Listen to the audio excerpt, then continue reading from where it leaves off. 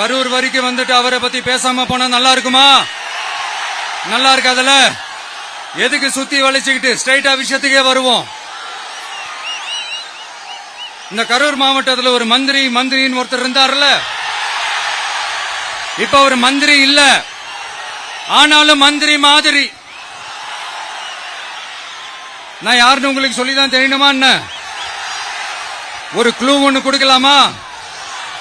பாட்டிலுக்கு 10 ரூபா, பாட்டிலுக்கு 10 ரூபா, பாட்டிலுக்கு 10 ரூபா, பாட்டிலுக்கு 10 ரூபா, பாட்டிலுக்கு 10 ரூபா, பாட்டிலுக்கு 10 ரூபா, பாட்டிலுக்கு 10 ரூபா, பாட்டிலுக்கு 10 ரூபா. இப்ப ரீசெண்டா கரூர்ல ஒரு விழா ஒண்ணு நடத்தினாங்களே, அது என்னப்பா 30 பேர் விழாவா?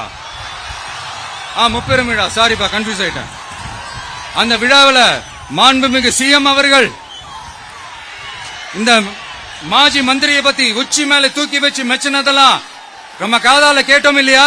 இதே சிஎம் அவர்கள் இதே கரூருக்கு வந்தப்போ, எதிர்கட்சியா இருந்தப்போ, அந்த மாஜி மந்திரியை பத்தி என்னெல்லாம் சொன்னாரு, என்னெல்லாம் கேட்டாரு. ஐயா ஃபேக்ட் செக் நண்பர்களே, இதெல்லாம் நீங்க பெருசா ரிசர்ச் பண்ணணும்னு அவசியமே இல்ல. யூடியூப் ஓபன் பண்ணி பாருங்க, தெரிச்சிருவீங்க, மிரண்டுருவீங்க. இந்த திமுகவுக்கு இந்த மாஜி மந்திரி இப்ப என்னவா இருக்கிறாரு அப்படின்னு மக்கள் பேசிக்கிறாங்க தெரியுமா? இந்த திமுக குடும்பத்துக்கு ஊழல் பண்ற பணத்தை எல்லாம் 24x7 டெலிவரி பண்ற ஒரு ஏடிஎம் மெஷினா இருக்கிறாராம் அப்படின்னு நான் சொல்லுங்க, ஊருக்குள்ள பேசிக்கிறாங்க.